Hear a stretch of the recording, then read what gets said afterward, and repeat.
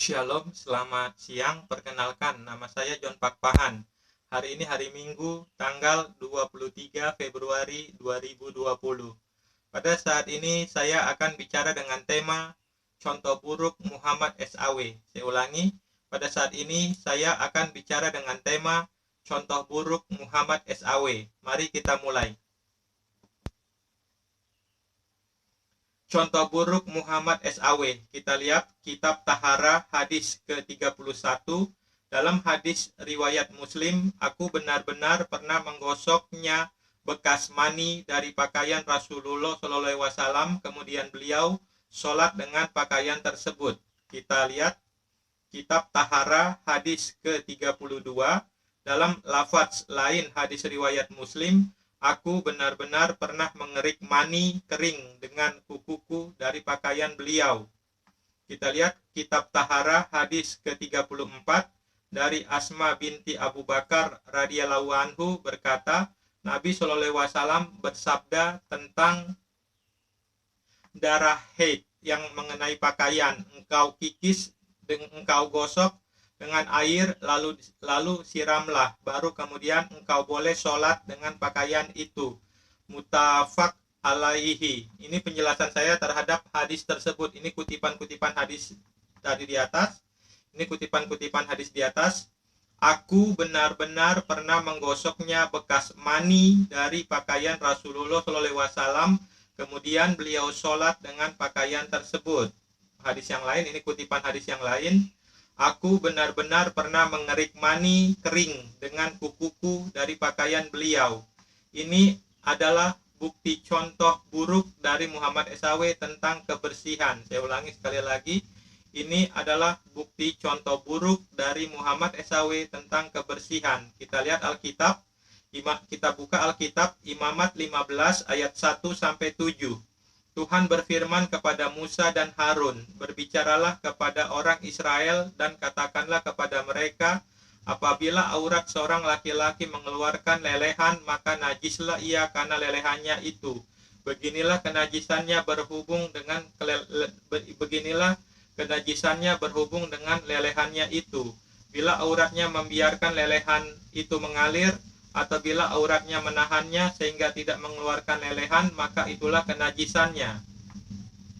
Setiap tempat tidur yang ditiduri orang yang mengeluarkan lelehan itu menjadi najis, dan setiap barang yang didudukinya menjadi najis juga.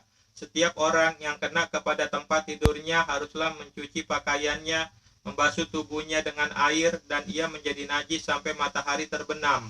Siapa yang duduk di atas barang yang telah diduduki oleh orang yang demikian haruslah mencuci pakaiannya, membasuh tubuhnya dengan air, dan ia menjadi najis sampai matahari terbenam. Siapa yang kena kepada tubuh orang yang demikian haruslah mencuci pakaiannya, membasuh tubuhnya dengan air, dan ia menjadi najis sampai matahari terbenam. Itu adalah kenajisan laki-laki yang mengeluarkan mani. Jadi kalau laki-laki mengeluarkan mani, dia menjadi najis sampai matahari terbenam. Sedangkan Muhammad SAW mengeluarkan mani cuma dikikis, dia langsung sholat. Itu adalah contoh buruk tentang kebersihan dari Muhammad SAW. Kita lihat kutipan hadis yang lain. Ini kutipan hadis dari kutipan hadis yang di atas. Ini kutipan hadisnya. Nabi Shallallahu Alaihi Wasallam bersabda tentang darah haid yang mengenai pakaian. Engkau kikis, engkau gosok dengan air, lalu siramlah, baru kemudian engkau boleh sholat dengan pakaian itu.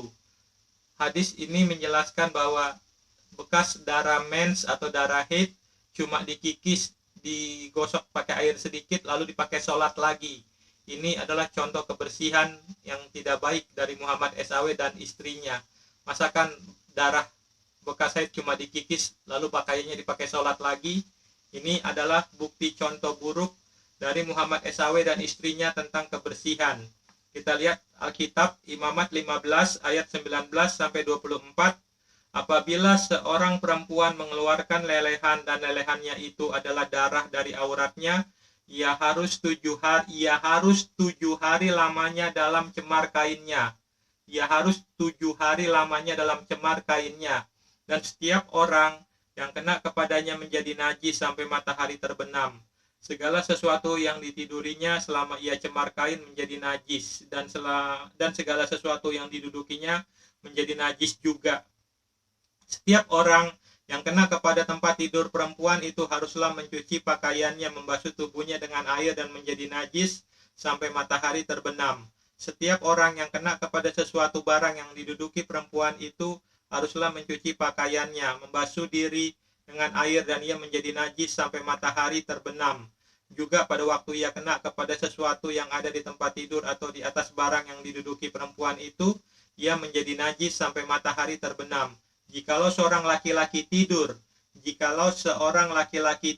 dengan perempuan itu dan ia kena cemar kain perempuan itu, maka ia menjadi najis selama 7 hari.